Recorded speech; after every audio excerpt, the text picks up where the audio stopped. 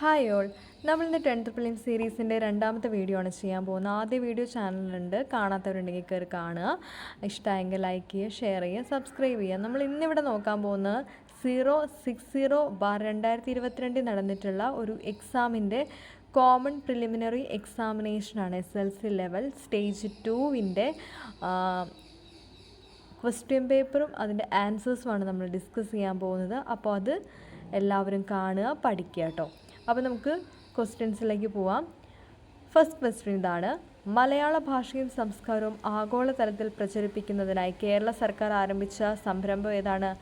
മലയാളം മിഷനാണ്. മലയാള ഭാഷയും സംസ്കാരവും ആഗോളതലത്തിൽ പ്രചരിപ്പിക്കുന്നതിനായി കേരള സർക്കാർ ആരംഭിച്ച സംരംഭം. അടുത്തത്, മീശ എന്ന നോവൽ രചിച്ചത് ആരാണ്? മീശ ആരുടേതാണ്? എസ് ഹരീഷിൻ്റെയാണല്ലേ. മീശ എന്നുള്ള നോവല് എസ് ഹരീഷിൻ്റെയാണ്. അടുത്ത ക്വസ്റ്റ്യൻ: കെ ഫോൺ പദ്ധതിയെക്കുറിച്ചുള്ള ശരിയായ പ്രസ്താവന ഏതാണെന്ന് ചോദിച്ചിട്ടുണ്ട്. എല്ലാ വീടുകളിലും അതിവേഗ ഇൻ്റർനെറ്റ് സേവനം എന്നതാണ് കെ ഫോൺ പദ്ധതിയുടെ ലക്ഷ്യം. ആദ്യ പഞ്ചവത്സര പദ്ധതി നടപ്പിലാക്കിയത് എന്നാണ്? 1951. എല്ലാവർക്കും അറിയാവുന്ന ഒരു ക്വസ്റ്റ്യൻ തന്നെയാണ്. 1951 to 56 ആദ്യ പഞ്ചവത്സര പദ്ധതി. ഇത് കാലയളവെന്ന് പറയുന്നത്. COVID-19 ബന്ധപ്പെട്ട് സർക്കാർ പുറത്തിറക്കിയ മൊബൈൽ ആപ്ലിക്കേഷൻ ഏതാണ്? ആരോഗ്യ സേതു. കോവിഡ് വന്ന സമയത്ത് എല്ലാവരുടെയും ഫോണിൽ ഇൻസ്റ്റാൾ ചെയ്തിട്ടുള്ള ഒരു ആപ്പായിരുന്നു ആരോഗ്യ സേതു. അതെല്ലാവർക്കും അറിയാമെന്ന് വിശ്വസിക്കുന്നു. കേരള ആരോഗ്യ സർവകലാശാലയുടെ ആസ്ഥാനം തൃശ്ശൂർ. നമ്മൾ കഴിഞ്ഞ ക്വസ്റ്റ്യൻ പേപ്പറിൽ ഇലക്ട്രിസിറ്റി സമരം നടന്ന എവിടെയാണെന്ന് ചോദിച്ചിരുന്നു. അത് തൃശ്ശൂർ തന്നെയാണ്. 1936. ഓർക്കുന്നുണ്ടോ? ഓക്കെ.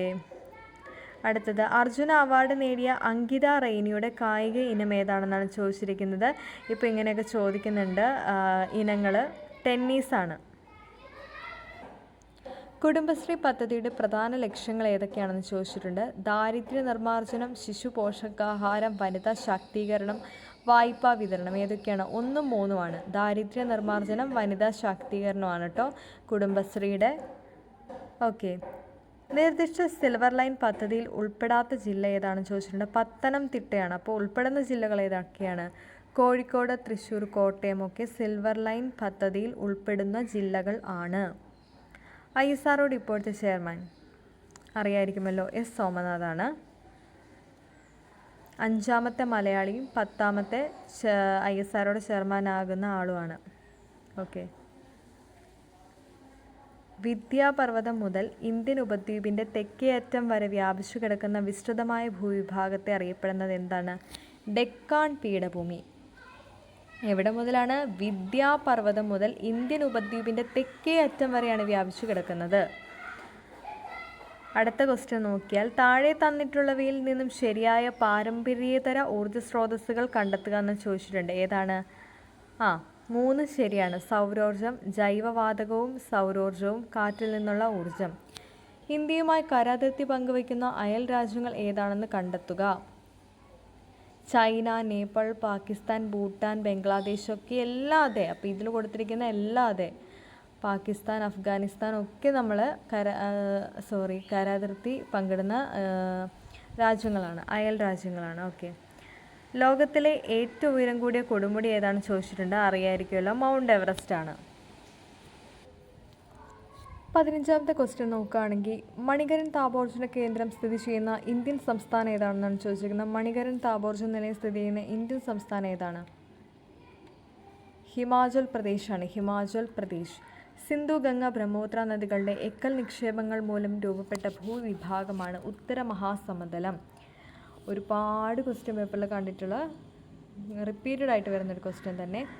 ഇന്ത്യയിലെ ഏറ്റവും പഴക്കം ചെന്നതും വലിപ്പമുള്ളതുമായ സ്റ്റീൽ പ്ലാന്റ് ഏതാണ്? Tata iron steel company. Okay, അറിയുന്ന ക്വസ്റ്റ്യനാണ്. അടുത്ത് നോക്കാം. ഇന്ത്യയിലൂടെ കടന്നു പോകുന്ന പ്രധാന അക്ഷാംശ രേഖ. ഉത്തരായന രേഖ 23 ഡിഗ്രി നോർത്താണ്. ഇന്ത്യയിലൂടെ കടന്നു പോകുന്ന പ്രധാന അക്ഷാംശ രേഖ ഉത്തരായന രേഖ 23 ഡിഗ്രി നോർത്ത്. ഇന്ത്യയിലെ ഏറ്റവും ദൈർഘ്യമേറിയ ദേശീയപാത ഏതാണെന്ന് ചോദിച്ചിട്ടുണ്ട്. ഏതാണ്? NH44 ആണ്. NH44 ആണ്. നാഷണൽ ഹൈവേ, ദേശീയപാതയാണ് കേട്ടോ NH44. മുംബൈയും ബാംഗ്ലൂരിനെയും തമ്മിൽ ബന്ധിപ്പിച്ചുകൊണ്ട് പശ്ചിമ തീരത്തുകൂടി കടന്നു പോകുന്ന റെയിൽവേ ശൃംഖല ഏതാണെന്ന് ചോദിച്ചിട്ടുണ്ട്. കൊങ്കൺ റെയിൽവേ. കൊങ്കൺ റെയിൽവേയാണ്. അയിത്ത നിരോധന നിയമം നിലവിൽ വന്ന വർഷം ഏതാണ്? 1955 കേട്ടോ. 1955. പൗരന്മാരെ നിയമവിരുദ്ധമായി തടങ്കലിൽ വയ്ക്കുന്നതിനെതിരെ സുപ്രീം കോടതിയും ഹൈക്കോടതിയും പുറപ്പെടുവിക്കുന്ന ഉത്തരവിന് എന്തെന്നാ പറയുന്നേ? ഹേബിയസ് കോർപ്പസ് എന്നാണല്ലേ പറയുന്നത്. ഹേബിയസ് കോർപ്പസ്, ശരീരം ഹാജരാക്കുക എന്നാണ് അതിൻ്റെ അർത്ഥം. അടുത്ത നോക്കുകയാണെങ്കിൽ ഇന്ത്യൻ ഭരണഘടന എത്രതരം മൗലിക അവകാശങ്ങളാണ് ഉറപ്പു നൽകുന്നതെന്നാണ് ചോദിച്ചിട്ടുള്ളത്. 6 മൗലിക അവകാശങ്ങളാണ്. സ്വത്തവകാശമായിരുന്നു, എന്നാൽ അതിനെ നീക്കം ചെയ്തു. അതൊക്കെ നിങ്ങൾ പഠിച്ചതാണെന്ന് വിശ്വസിക്കുന്നു. മൗലിക ചുമതലകൾ ഭരണഘടനയിൽ കൂട്ടിച്ചേർത്തത് ഏത് ഭരണഘടനാ ഭേദഗതിയിലൂടെയാണ്? മൗലിക ചുമതലകൾ 42ാം ഭേദഗതിയിലൂടെയാണ്. ഇന്ത്യയുടെ ദേശീയ പതാകയായ ത്രിവർണ പതാക ഭരണഘടനാ നിർമ്മാണ സമിതി അംഗീകരിച്ചത് എന്ന്? 1947 ജൂലൈ 22-നാണ് അംഗീകരിച്ചത്. ഓർത്തുവെക്കുക. ഇന്ത്യയുടെ ദേശീയ നദി ഏതാണ്? ഗംഗയാണ്. ഗംഗ. ഇന്ത്യയുടെ ദേശീയ ഗീതം രചിച്ചത് ബങ്കിം ചന്ദ്ര ചാറ്റർജി. കഴിഞ്ഞ ക്വസ്റ്റ്യൻ പേപ്പറിൽ 2 ക്വസ്റ്റ്യൻസ് ബങ്കിം ചന്ദ്ര ചാറ്റർജീനെ ബേസ് ചെയ്തിട്ടുണ്ടായിരുന്നു. ആനന്ദമഠം ചോദിച്ചിരുന്നു, ബങ്കിം ചന്ദ്ര ചാറ്റർജീനെയും ചോദിച്ചിരുന്നു. നിങ്ങളത് ഓർക്കുന്നുണ്ടെന്ന് അത് കണ്ടവർക്കറിയാം. ഓക്കെ. ഇന്ത്യയുടെ ദേശീയഗാനം ആലപിക്കാൻ എടുക്കേണ്ട സമയം എത്രയാണ്? 52 സെക്കൻഡാണ്. ദേശീയ മനുഷ്യാവകാശ കമ്മീഷൻ്റെ പ്രഥമ ചെയർമാൻ ജസ്റ്റിസ് രംഗനാഥ മിശ്രയാണ്. രംഗനാഥ മിശ്ര. 1990 വിവരാവകാശത്തിന് വേണ്ടിയുള്ള പ്രസ്ഥാനം ആരംഭിച്ച സംഘടന മസ്ദൂർ കിസാൻ ശക്തി സംഘാതൻ. രാജസ്ഥാനിലല്ലേ? അപ്പോൾ അതിൻ്റെ പ്രവർത്തന ഫലമായിട്ടാണ് വിവരാവകാശ നിയമം വരുന്നത്. ആദ്യം വന്നത് തമിഴ്നാട്ടിലാണ്. എല്ലാം പഠിച്ചതാണല്ലേ? ഓക്കെ, ശരി. അടുത്ത ക്വസ്റ്റ്യനിലേക്ക് നോക്കുകയാണെങ്കിൽ ചേരുംപടി ചേർത്ത് ശരിയായ ഉത്തരം എഴുതുക എന്നാണ് പറഞ്ഞിരിക്കുന്നത്. ബ്രഹ്മസമാജം സ്ഥാപിച്ചതാരാണ്? രാജാറാം മോഹൻ റോയ് ആണ്. ബ്രഹ്മസമാജം രാജാറാം മോഹൻ റോയ്. 1928 അല്ലേ? ഓർക്കുക. ആര്യസമാജം ദയാനന്ദ സരസ്വതിയാണ്. ദയാനന്ദ സരസ്വതി. പ്രാർത്ഥനാ സമാജം ആരാണ്? ആത്മറാം പാണ്ഡുരംഗെ. പ്രാർത്ഥനാ സമാജം. ബ്രഹ്മസമാജം ഓഫ് ഇന്ത്യ കേശവ് ചന്ദ്രസെൻ. എല്ലാം നമ്മൾ കേട്ടിട്ടുള്ള കോമൺ ആയിട്ടുള്ള ക്വസ്റ്റ്യൻസ് തന്നെയാണ് ചോദിച്ചിട്ടുള്ളത് ഇതിൽ. ഇന്ത്യൻ നാഷണൽ കോൺഗ്രസ് ഗാന്ധിജിയുടെ നേതൃത്വത്തിൽ നടത്തിയ അവസാനത്തെ ബഹുജന സമരം ഏതായിരുന്നു? ക്വിറ്റ് ഇന്ത്യ സമരം. 1942 അല്ലേ ക്വിറ്റ് ഇന്ത്യ സമരം? ഓക്കെ. സന്താൾ കലാപം നടന്ന വർഷം? 1855 മുതൽ 56 വരെയുള്ള കാലയളവിലാണ് സന്താൾ കലാപം നടന്നത്. 55 to 56. 1855 to 56. ഇന്ത്യൻ ദേശീയ പ്രസ്ഥാനത്തിൻ്റെ നേഴ്സറി എന്നറിയപ്പെടുന്നത് ഏതാണ്? ബംഗാളാണ്. ഇന്ത്യൻ ദേശീയ പ്രസ്ഥാനത്തിൻ്റെ നേഴ്സറി എന്നറിയപ്പെടുന്നത് ബംഗാളാണ്. ഇന്ത്യൻ നാഷണൽ കോൺഗ്രസിൻ്റെ പ്രഥമ പ്രസിഡന്റ് സ്ഥാനം അലങ്കരിച്ച ഏക മലയാളി ആരായിരുന്നു? സി ശങ്കരൻ നായർ. ചേറ്റൂർ ശങ്കരൻ നായരാണ് ഇന്ത്യൻ നാഷണൽ കോൺഗ്രസിൻ്റെ പ്രസിഡന്റ് സ്ഥാനം അലങ്കരിച്ച ഏക മലയാളി. ഒന്ന് വായിക്കാം കേട്ടോ. ഒന്നാം സ്വാതന്ത്ര്യ സമരം ആരംഭിച്ചതെന്ന്? 1857 മെയ് 10. എവിടെ നിന്നാണ് പൊട്ടിപ്പുറപ്പെട്ടത്? ഉത്തർപ്രദേശിലെ മീററ്റിൽ നിന്നാണ് പൊട്ടിപ്പുറപ്പെട്ടത്. ഓക്കെ. ക്വിറ്റ് ഇന്ത്യ ദിനം ഓഗസ്റ്റ് 9, 1942. ഇപ്പോൾ തന്നെ മുകളിൽ ക്വിറ്റ് ഇന്ത്യയെ പറ്റി ഒരു ക്വസ്റ്റ്യൻ വന്നതേ ഉള്ളൂ. താഴെ ആ ഡേറ്റും കാര്യങ്ങളും വന്നു. ഓക്കെ, നിങ്ങൾ ഓർക്കുക, പഠിക്കുക. അതിർത്തി ഗാന്ധി എന്നറിയപ്പെടുന്ന ആരാണ്? ഖാൻ അബ്ദുൽ ഗാഫർ ഖാൻ. അതിർത്തി ഗാന്ധി ഖാൻ അബ്ദുൽ ഗാഫർ ഖാൻ. സ്വാതന്ത്ര്യലബ്ധിക്ക് ശേഷം ഗോവ പോർച്ചുഗീസുകാരിൽ നിന്ന് വീണ്ടെടുക്കുന്നതിനായി ഇന്ത്യ നടത്തിയ സൈനിക മുന്നേറ്റം അറിയപ്പെടുന്ന ഓപ്പറേഷൻ വിജയ് ആണ്. ഗോവ പോർച്ചുഗീസുകാരിൽ നിന്ന് വിട്ടെടുക്കുന്നതിന് വേണ്ടിയിട്ട് ഇന്ത്യ നടത്തിയ സൈനിക മുന്നേറ്റമാണ് ഓപ്പറേഷൻ വിജയ്. സംസ്ഥാന പുനഃസംഘടനാ കമ്മീഷൻ്റെ ചെയർമാനാണ് ആരാണ്? ഫസൽ അലിയാണ് സംസ്ഥാന പുനഃസംഘടനാ കമ്മീഷൻ്റെ ചെയർമാൻ. ഫസൽ അലി, എച്ച്.എൻ. കുൻസ്രു, കെ.എം. പണിക്കർ. ഇത്രയും പേരാണ് ഉണ്ടായിരുന്നത് കേട്ടോ, ഓർക്കുക. കേരളത്തിലെ ഹരിത ശ്വാസകോശം എന്നറിയപ്പെടുന്നത് ഏതാണ്? മംഗളവനമാണ്. എവിടെയാണ് സ്ഥിതി ചെയ്യുന്നത്? എറണാകുളം ജില്ലയിലാണ് കേട്ടോ. ഓക്കെ. ചിന്നാർ ഇടുക്കി,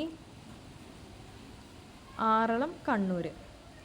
സിംഹവാലൻ കുരങ്ങുകളുടെ ആവാസ വ്യവസ്ഥയുമായി നിലനിർത്തുന്നത്? സൈലൻറ്റ് വാലിയിലാണ് സിംഹവാലൻ കുരങ്ങുകളുടെ ആവാസ വ്യവസ്ഥയായിട്ട് നിലനിർത്തുന്നത്. Silent Valley. അവിടെയാണ്. കുന്തിപ്പുഴയൊക്കെ സൈലൻറ്റ് വാലിയിൽ നിന്നും ഉത്ഭവിക്കുന്ന ഒരു നദിയാണ്. എല്ലാവർക്കും അറിയാമായിരിക്കും അല്ലേ? കേരളത്തിലെ ഏക ശുദ്ധജല തടാകമാണ് ശാസ്താംകോട്ട കായൽ. ഏക ശുദ്ധജല തടാകമാണ് ശാസ്താംകോട്ട കായൽ. കേരളത്തിലെ ഏറ്റവും വലിയ ജലവൈദ്യുത പദ്ധതി ഇടുക്കിയാണ്. കഴിഞ്ഞ ക്വസ്റ്റ്യൻ പേപ്പറിൽ നമ്മളിത് കണ്ടിരുന്നു. ഈ 2 ക്വസ്റ്റ്യൻസും അവിടെ ഉണ്ടായിരുന്നു. ശാസ്താംകോട്ട കായലും ഇടുക്കിയും വന്ന ക്വസ്റ്റ്യനാണ്. ഫസ്റ്റ് LGSൻ്റെ ഇതിൽ തന്നെ വന്ന ക്വസ്റ്റ്യനാണ്. സെക്കൻഡ് സ്റ്റേജിലും ചോദിച്ചിട്ടുള്ളത്. അപ്പോൾ അതിൽ നിന്ന് ചോദിച്ചിട്ട് പോയവർക്ക് ഒരു 3-4 ക്വസ്റ്റ്യൻസ് നമുക്ക് അത് കമ്പാരിസൺ ചെയ്തിട്ട് പഠിക്കാൻ പറ്റുന്നുണ്ടായിരുന്നു. ഇതുവരെ നമ്മൾ നോക്കിയില്ല. മത്സ്യബന്ധനം ഏറ്റവും കൂടുതലുള്ള ജില്ല ആലപ്പുഴയാണ്. കേരളത്തിലെ ഏക ചന്ദന നിർമ്മാണ ഡിവിഷൻ മറയൂര്. Simple question. കേരളത്തിലെ ഏറ്റവും കൂടുതൽ പട്ടണങ്ങളുള്ള ജില്ല ഏതാണ്? എറണാകുളം ജില്ലയാണ്. കേരളത്തിലെ ഏറ്റവും നീളം കൂടിയ നദി പെരിയാറാണ്. കേരളത്തിലെ ഏറ്റവും കൂടുതൽ ജനസംഖ്യയുള്ള ജില്ല മലപ്പുറമാണ്. ഓക്കെ. സംസ്ഥാനത്ത് 8-നും 18-നും ഇടയിലുള്ള കുട്ടികൾക്ക് നീന്തൽ പരിശീലനം നൽകാൻ കേരള സർക്കാർ നടപ്പിലാക്കിയ പദ്ധതി ഏതാണെന്നാണ് ചോദിച്ചിരിക്കുന്നത്. സ്പ്ലാഷ് ആണ് കേട്ടോ. അപ്പോൾ നോക്കാം, നമ്മൾ പറഞ്ഞത് സംസ്ഥാനത്ത് 8-നും 18-നും ഇടയിലുള്ള കുട്ടികൾക്ക് നീന്തൽ പരിശീലനം നൽകാൻ കേരള സർക്കാർ നടപ്പിലാക്കിയ പദ്ധതി ഏതാണെന്നാണ് ചോദിച്ചിരിക്കുന്നത്. സ്പ്ലാഷ് എന്നാണ് പറയുന്നത്. സ്പ്ലാഷ് എന്ന് പറഞ്ഞ ഒരു പദ്ധതിയാണ് കേരള സർക്കാർ നടപ്പിലാക്കിയിട്ടുള്ളത്. സ്പ്ലാഷ് എല്ലാവരും ഒന്ന് പഠിക്കുക, ഓർത്ത് വയ്ക്കുക കേട്ടോ. അടുത്തതിലേക്ക് പോവുകയാണെങ്കിൽ തിരുവിതാംകൂർ മുസ്ലിം മഹാജനസഭയുടെ സ്ഥാപകനാരാണ്? വക്കം അബ്ദുൽ ഖാദർ മൗലവിയാണ് തിരുവിതാംകൂർ മുസ്ലിം മഹാജനസഭയുടെ സ്ഥാപകൻ എന്നറിയപ്പെടുന്നത്. അടുത്തത്, താഴെ പറയുന്നവയിൽ ഇന്ത്യൻ സ്വാതന്ത്ര്യ സമരവുമായി ബന്ധപ്പെട്ട് കേരളത്തിലുണ്ടായ മുന്നേറ്റങ്ങൾ ഉൾപ്പെടാത്തത് ഏതാണെന്നാണ് ചോദിച്ചിരിക്കുന്നത്. വേലുത്തമ്പി കലാപമാണ് ഉൾപ്പെടാത്തത്. ആദിഭാഷ എന്ന ഗ്രന്ഥം എഴുതിയത് ചട്ടമ്പി സ്വാമികളാണ്. പ്രാചീന മലയാളം, മോക്ഷപ്രദീപ ഖണ്ഡനം, ഇതൊക്കെ ആരുടേതാണ്? ചട്ടമ്പി സ്വാമികളുടെ തന്നെയാണ്. പൂക്കോട്ടൂർ സംഭവം എന്തുമായി ബന്ധപ്പെട്ടിരിക്കുന്നു? മലബാർ കലാപവുമായി ബന്ധപ്പെട്ടതാണ് പൂക്കോട്ടൂർ സംഭവം. താഴെ പറയുന്നവയിൽ ഗ്രൂപ്പിൽ ഉൾപ്പെടാത്തത് ഏത്? നിജാനന്ദ വിലാസമാണ്. ബാക്കി ദൈവദശകം, ദർശനമാല, ശിവശതകം എന്നൊക്കെ പറഞ്ഞാൽ ആരുടെയാണ്? ശ്രീനാരായണ ഗുരുവിൻ്റേതാണ്. ഓർത്ത് വയ്ക്കുക. കേരളത്തിൽ ഉപ്പു സത്യാഗ്രഹത്തിൻ്റെ പ്രധാന കേന്ദ്രം ഏതായിരുന്നു? പയ്യന്നൂർ. ഇത് നമ്മൾ ക്വസ്റ്റ്യൻ പേപ്പറിൽ കണ്ടിട്ടുണ്ടായിരുന്നു. ഇലക്ട്രിസിറ്റി പ്രക്ഷോഭം നടന്ന എവിടെ? തൃശ്ശൂർ, 1936. ഇതും നമ്മൾ ലാസ്റ്റ് ക്വസ്റ്റ്യൻ പേപ്പറിൽ ഉണ്ടായിരുന്ന ക്വസ്റ്റ്യൻസാണ്. അപ്പോൾ അതിൽ നിന്നുള്ള ഒരുപാട് ക്വസ്റ്റ്യൻസ് ഇതിലേക്ക് വന്നിട്ടുണ്ട് കേട്ടോ. സാധുജന പരിപാലന യോഗം സ്ഥാപിച്ചതാരാണ്? അയ്യങ്കാളി. അയ്യങ്കാളിയാണ്. കല്ലുമാല സമരവും ഒക്കെ അയ്യങ്കാളിന് ഇത് ആണല്ലോ, അത് ഓർത്ത് വയ്ക്കുക. കേരള ലിങ്കൻ എന്നറിയപ്പെടുന്ന സാമൂഹ്യ പരിഷ്കർത്താവ് പണ്ഡിറ്റ് കറുപ്പനാണ്. വൈക്കം സത്യാഗ്രഹവുമായി ബന്ധപ്പെട്ട ഒരു പ്രധാന സംഭവമാണ് ഏത്? സവർണജാഥ. മന്നത്ത് പത്മനാഭൻ്റെ നേതൃത്വത്തിൽ നടന്ന സവർണജാഥ. താഴെ തന്നിരിക്കുന്നവയിൽ ഏതാണ് മനുഷ്യനിലെ പ്രധാന വിസർജന അവയവം? വൃക്കകൾ. ശ്വസന പ്രവർത്തനങ്ങളിൽ നിശ്വാസ സമയത്ത് നടക്കുന്ന പ്രക്രിയകളിൽ ശരിയായത് ഏതാണെന്ന് കണ്ടെത്തുക എന്നാണ് ചോദിച്ചിരിക്കുന്നത്. ശ്വാസകോശങ്ങളിൽ നിന്ന് വായു പുറന്തള്ളപ്പെടുന്നു. ഔരസാശയത്തിലെ വായുമർദ്ദം കൂടുന്നു. 1, 3 ആണ്, അത് ഓർക്കുക. ഏത് ജീവകത്തിൻ്റെ അപര്യാപ്തതയാണ് റിക്കറ്റ്സ്? ഡി. സ്കർവി. സി. ഇതൊക്കെ സ്ഥിരമുള്ള ക്വസ്റ്റ്യൻസ് തന്നെയാണ്. ചുവടെ തന്നിരിക്കുന്നവയിൽ ഏതാണ് വൈറസ് കാരണമുണ്ടാകുന്നത്? Nipah virus. അത് ഓർക്കുമ്പോൾ തന്നെ നമുക്ക് കിട്ടൂലേ? Nipah virus. AIDS, HIV virus. Human immuno deficiency virus. സർക്കാർ ആശുപത്രികളുടെ അടിസ്ഥാന സൗകര്യം മെച്ചപ്പെടുത്തി അവയെ ജനസൗഹൃദമാക്കുന്ന നവകേരള ദൗത്യത്തിൻ്റെ ഭാഗമായ പദ്ധതി ഏതാണ്? ആർദ്രം മിഷൻ. ഈ താലോലമൊക്കെ നമ്മൾ കഴിഞ്ഞ ക്വസ്റ്റ്യൻ പേപ്പറിൽ കണ്ടിരുന്നു. 18 വയസ്സിൽ താഴെയുള്ള കുട്ടികൾക്ക്, മാരകമായ രോഗങ്ങളുള്ള കുട്ടികൾക്ക് സഹായം നൽകുന്ന ഗവൺമെൻറ്റിൻ്റെ ഒരു പദ്ധതിയാണ് താലോലം എന്ന് പറയുന്നത്. നമുക്കറിയാം. കാരുണ്യ നമുക്കറിയാം. വയ്യാത്ത ആളുകൾക്കൊക്കെ സഹായം എത്തിക്കുന്ന ലോട്ടറി, അതൊക്കെ നമുക്കറിയാവുന്നതല്ലേ, ഗവൺമെൻറ്റിൻ്റെ ഇതിലുള്ളതാണ്. ആർദ്രം ഓർക്കുക. സർക്കാർ ആശുപത്രികളിലെ അടിസ്ഥാന സൗകര്യം മെച്ചപ്പെടുത്തി അവയെ ജനസൗഹൃദമാക്കുന്ന നവകേരള ദൗത്യത്തിൻ്റെ ഭാഗമായ പദ്ധതിയാണ് ആർദ്രം. ചുവടെ ചേർത്തിരിക്കുന്ന വാതകങ്ങളിൽ ഹരിതഗൃഹ വാതകമല്ലാത്തത് ഏത്? നൈട്രജനാണ്. അതിലുള്ളത് ഏതൊക്കെയാണെന്ന് നോക്കി. Carbon dioxide, methane, chlorofluorocarbon. CFC, CO2, methane. CFC, CO2, methane ഒക്കെയാണ് മെയിൻ കണ്ടൻസ്. വനനശീകരണത്തിന് കാരണമാകാത്തത് ഏത്? ഡിഫോറസ്റ്റേഷന് കാരണമാകാത്ത ഏതാണെന്നാണ് ചോദിച്ചിരിക്കുന്നത്. സസ്യപരിപാലനം. അത് ഈ ഓപ്ഷൻസിൽ നിന്ന് നമുക്ക് അറിയാമല്ലോ. റോഡ് നിർമ്മിക്കുമ്പോൾ മരങ്ങൾ നഷ്ടപ്പെടും. വ്യാവസായികം, അന്നേരം മരങ്ങൾ വെട്ടും. ഇന്ധനത്തിൻ്റെ വർദ്ധിച്ച ആവശ്യകതയുള്ളപ്പോൾ നമ്മളത് ഖനനം കാര്യങ്ങളൊക്കെ നടത്തും. പിന്നെ സസ്യപരിപാലനമാണ്. അത് സിമ്പിളായിട്ട് നമുക്കത് ക്വസ്റ്റ്യൻ കാണുമ്പോൾ ആൻസർ ചെയ്യാൻ പറ്റുന്ന ഇതാണ്. ചുവടെയുള്ളവയിൽ നിന്നും വനത്തിൽ നിന്ന് ലഭിക്കാത്ത ഉൽപ്പന്നം ഏത്? പശ, പ്ലൈവുഡ്, മെഴുക്. പശ, പ്ലൈവുഡ്, മെഴുക്. പെട്രോളാണ് വനത്തിൽ നിന്ന് ലഭിക്കാത്ത. പെട്രോൾ ഏതാ? 10,000 എബോവ് ഇയേഴ്സൊക്കെ അല്ലെങ്കിൽ അത്രയും വർഷങ്ങളൊക്കെ മണ്ണിനടിയിൽ കിടന്നിട്ടുള്ള ഫോസിലുകളൊക്കെ അഴുകി, ഫോസിലും സസ്യജാലങ്ങളും അതിൻ്റെ കണ്ടൻസൊക്കെ ഒത്തിരി വർഷങ്ങളോളം മണ്ണിൽ കിടന്നിട്ട് ഉണ്ടാവണതാണല്ലോ ഈ ഇന്ധനങ്ങളൊക്കെ, പെട്രോളൊക്കെ. അപ്പോൾ അതൊന്നും വനത്തിൽ നിന്നും അങ്ങനെ പെട്ടെന്ന് എക്സ്ട്രാക്ട് ചെയ്തെടുക്കാൻ പറ്റുന്ന ഒന്നല്ല. അടുത്ത നോക്കാം.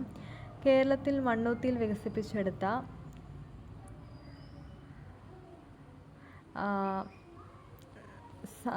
മികച്ച പാവൽ വിത്തനം ഏത്? പ്രിയങ്കയാണ്. പാവൽ വിത്തനമാണ് Priyanka. Indian Institute of Spices Research സ്ഥിതി ചെയ്യുന്ന ഇവിടെ? കോഴിക്കോട്. അപ്പോൾ നമുക്കൊന്ന് സിമ്പിളായിട്ട് ഓർക്കാം. Spices research.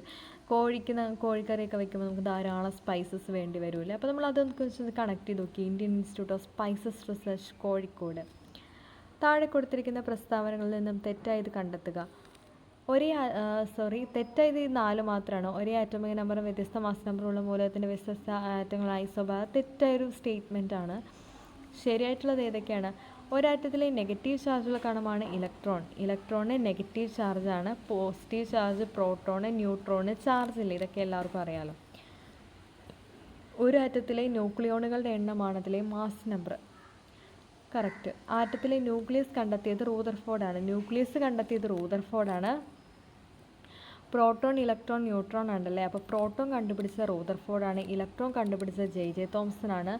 ന്യൂട്രോൺ കണ്ടുപിടിച്ച ആരാണ്? ചാഡ്വിക് ആണ്. ന്യൂക്ലിയസ് കണ്ടുപിടിച്ച ആരാണ്? റൂദർഫോർഡാണ്. ഓക്കെ, ഇതൊക്കെ പഠിക്കുക.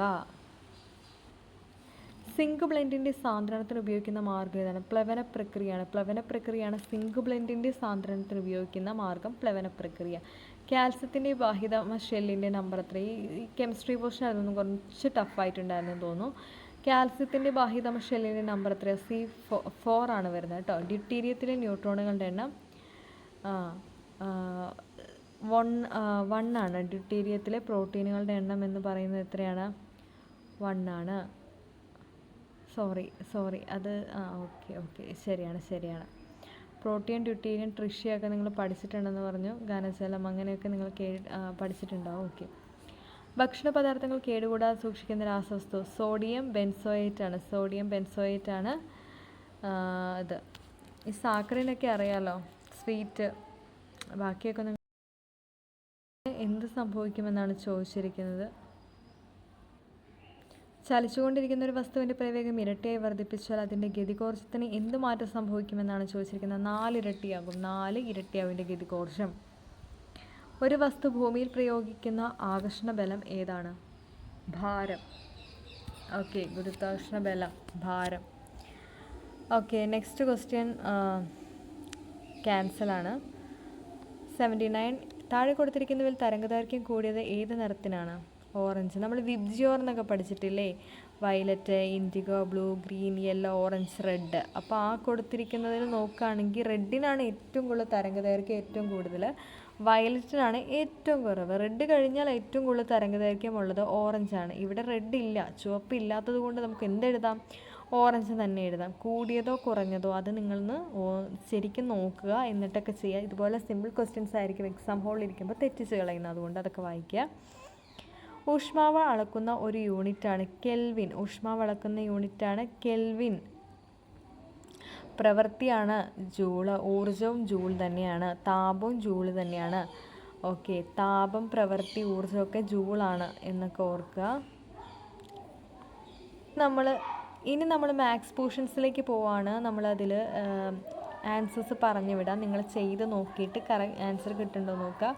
കൂട്ടത്തിൽപ്പെടാത്ത സംഖ്യ ഏതെന്നാണ് ചോദിച്ചിരിക്കുന്നത്. കൂട്ടത്തിൽപ്പെടാത്ത സംഖ്യ ഏതെന്ന് ചോദിച്ചിട്ടുണ്ട്.